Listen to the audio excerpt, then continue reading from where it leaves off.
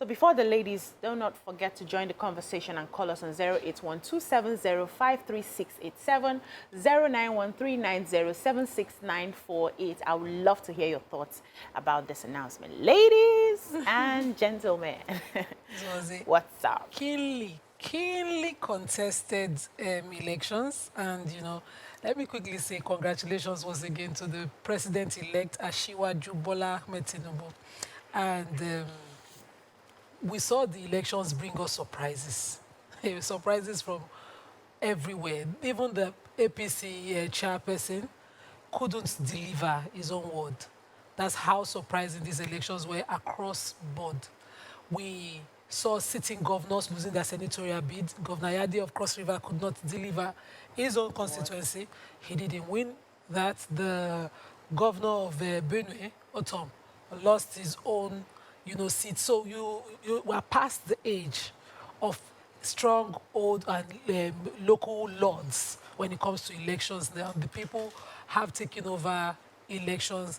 I particularly, I saw what happened on my page when I posted. My daughter and myself were making dinner, and my phone has suggested she does a reel from my stories in the past, and they all popped up. I said, okay, make a reel. That's how reels are made. And then she goes on and said, okay, mommy, let me write something. I said, no, don't do something elaborate. This is Nigeria. This is when Nigerians are at the polls. Put the Nigerian anthem as the song. And she made those posts. She did that post and said, just write, thank you, Nigerians. And I saw people come with hate under the comments. I was like, you don't even know what I am thinking.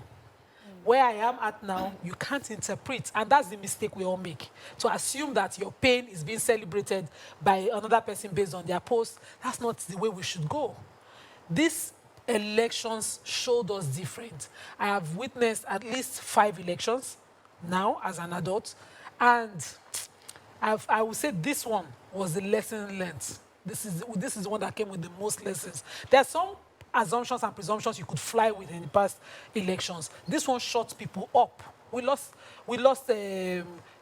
polling units, we lost states, we lost, across board, across parties. Lagos, APC lost Lagos. At the time we're following the elections, the numbers, I was wondering, no, he's Lagos now, and he's from Lagos now, and but the Lagosians have been woken up. They've seen things differently. We've seen polling units, strongholds. This was an election that people sat up to follow numbers. For those of us who have always been interested in politics, I miss my father now, I sat up. I tried to nap, I couldn't sleep. My phone kept ringing, I had to put it on, busy the number and do all of that. But yet, even I couldn't find rest. I was counting votes. And so we've seen that elections can't be done differently from these elections. This was a keenly contested one. Personally, I believe, which is why I disagreed with the former ex-president when he read his letter, that why would you ask somebody to go outside the legitimate powers of his office and do something based on your whims and emotions? That is not something that you should come from somebody of his caliber. When they say in Yoruba culture, which is the tribe where he's from, that when the elder is at home, you don't see the new baby's head bend on their mother's back. But when the elder himself is the one bending the back, the baby's neck, then that's a major problem.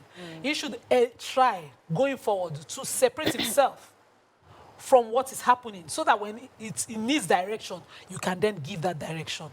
You don't show sides. You must learn to be unbiased, neutral, and transparent as an elder, and objective to see things better. So I love these particular elections, the trajectory of it, and the outcome of it. The way it has shown that Nigerians only can decide what will happen is one thing I love about it the most. It will encourage people to going forward to come out, to trust that their votes would actually count. We've seen this happen. Let's come to Miriam. What were your thoughts about even from the registration, when INEC was releasing people who had registered for their PVCs collected, we already knew that this election was the elections for the youths. We knew that the youths were going to come out, and I'm so proud of Nigerian youths. A lot of people have made it look like the way it went was about ethnicity of the candidates, or maybe, you know, or religion. But it wasn't. It was about the young people deciding, this is my country and I have a say. And I'm going to determine, you know, who gets what and who goes where. And I was so proud of Nigerians because we went to the polls, we stayed there, we were there to make sure that our votes were uploaded and sent. People were sending from their polling units exactly what the polls were at each polling unit. We didn't used to have that. If you were good enough or kind enough, you would just go and vote and you find your way home. But this time, people sat there and made sure that their votes counted. And it just goes to show that when people say that, you know, it's not, you cannot keep blaming other people for things that happen to you. That's what happened with this election. People realize that it is their responsibility. And you cannot blame anyone. And so they took that responsibility and they went far with it. I know that there are grouses here and there. Some people are upset about how it has finally, the final results. But I'm also happy that we have a process. Because for me, what I'd always prayed for throughout Saturday, what my family and I were praying for was, you know, that we would not truncate what we have started with violence and things like that. And I'm happy that there's a process that Nigerians also can follow to see, you know, to seek redress.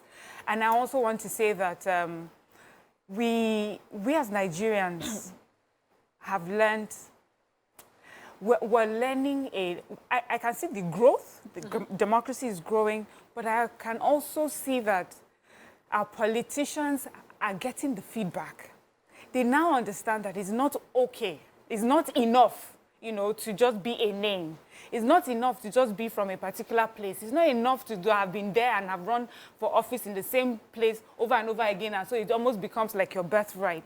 People are going to question you. Yes. Now, when you come back to campaign, you understand and if you get into an office, you understand that do people, well.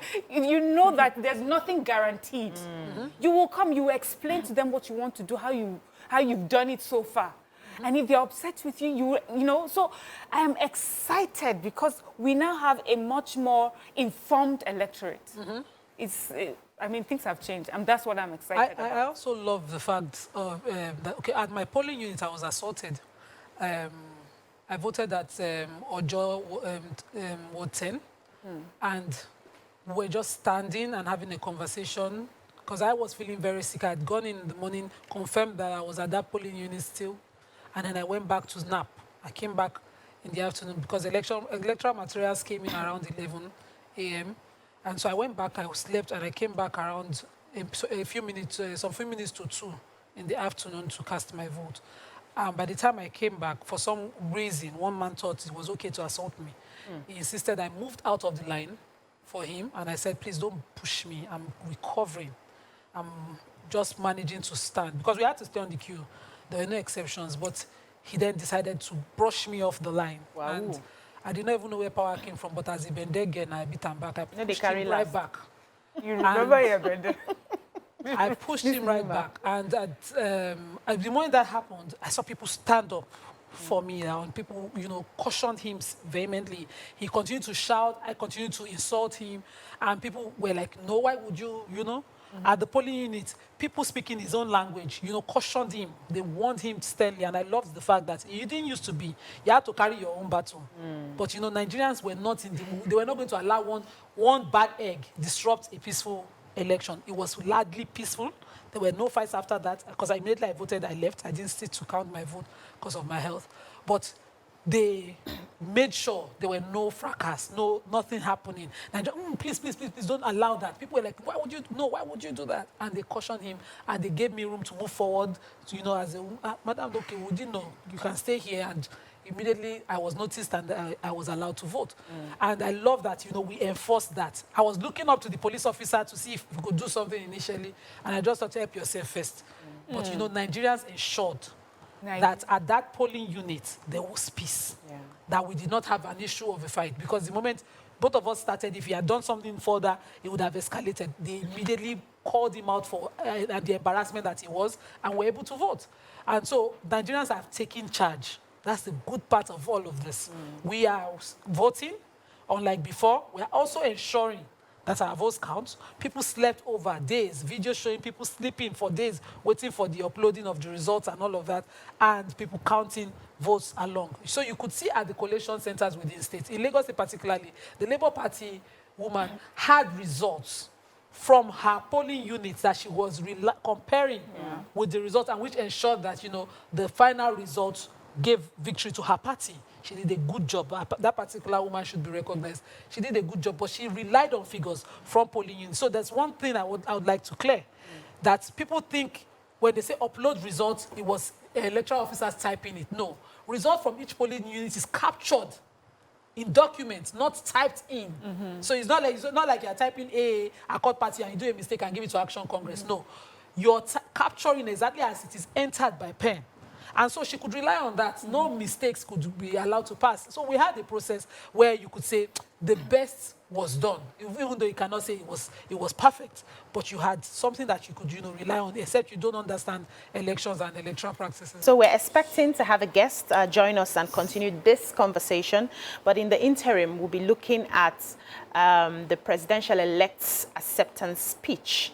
And he had a couple of highlights, which I have here.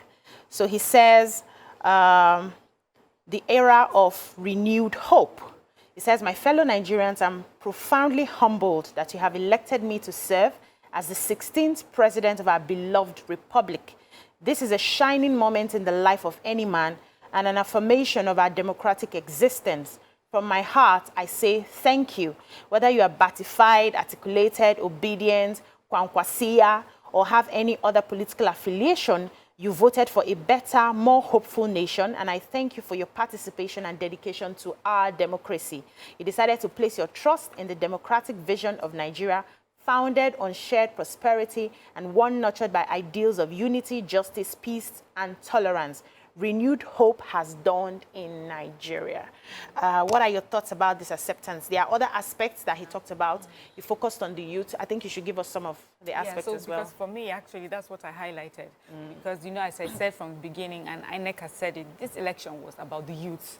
And so I feel that the youth would want to hear from the president-elect what the plans are, you know, and his message to the youth is that to you young people of this country, I hear you loud and clear. And I just hope that this speech would be, you know, in the coming months and the coming years, that we would see that the government of the day has truly heard youths loud and clear. And he says, I understand your pains and your yearnings for good governance, a functional economy, and a safe nation that protects you and your future. So I also love that, the breakdown. That I hear you loud and clear, I know your pains, and we got it. What are the things, what are those pains? What do you think we're asking for? And for me, if you are able to list some of these things, if you're able to break it down, so it shows to me, okay, you get it. And now we're going to now hold you accountable for those things that you say you understand that we're asking for, that we're yearning for. And so for me, this is a government, from the speech, it looks like a government that is understanding of the climb. Youth-driven. They will question you, they want feedback.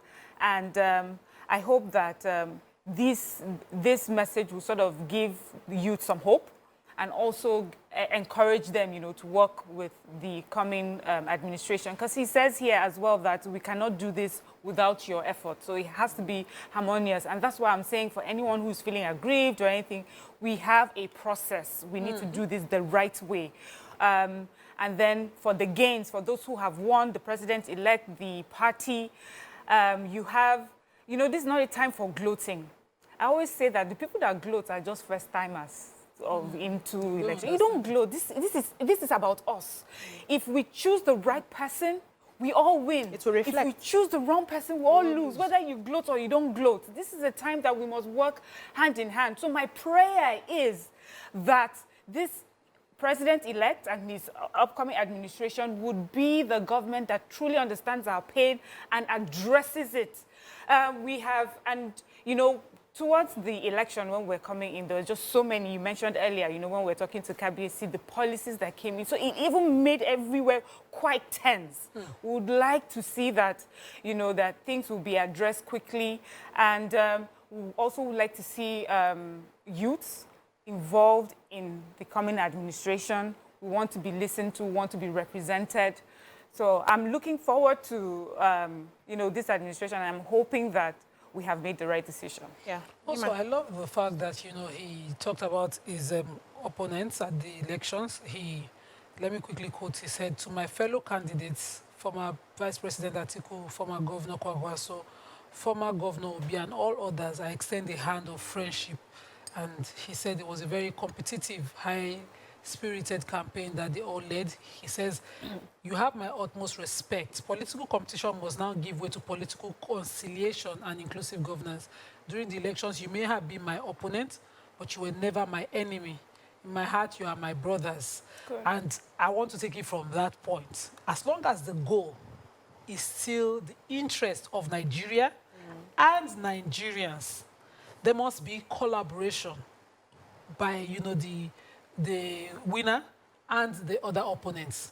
As long as, because what we used to see in the past is that when this friendship is extended after a loss, other parties now come with their share of the cake demand.